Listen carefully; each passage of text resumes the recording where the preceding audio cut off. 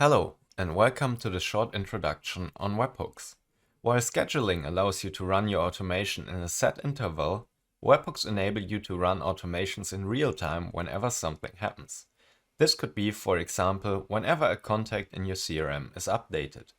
To use webhooks in our flow builder, simply drag the webhook icon onto your flow and connect it to your flow logic.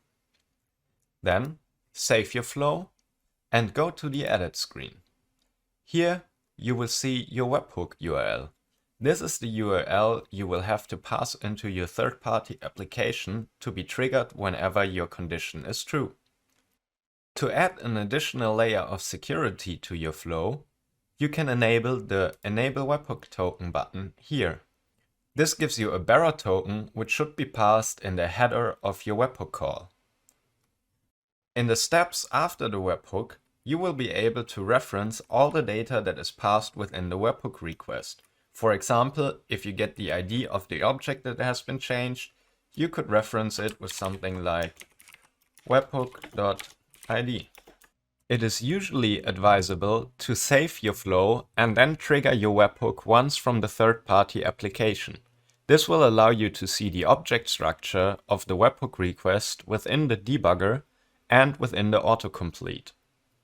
In the configuration of your webhook connector, you can reference any steps in your flow to send data as a response to the original third-party application once your automation successfully completed. For example, here we could reference our dict helper. In most cases, it will be necessary to use the Ginger JSONify filter to make sure that your data is in a JSON-friendly format. Here you can also pass headers back to whatever application you send the data to. Also within this overview, you can set your flow to run asynchronously. This is necessary whenever you have a quite complex logic within your flow and it takes quite some time to complete. Sometimes some applications might require you to answer the webhook request within the first 5 or so seconds in order to acknowledge that you received the data, otherwise they will send it over and over again. However, keep in mind that if you set your flow to run asynchronously, unfortunately you will not be able to reference any of the steps in your flow just because they haven't actually run yet at the time of your response. However, you are still going to be able to send static data, for example, a normal JSON dictionary.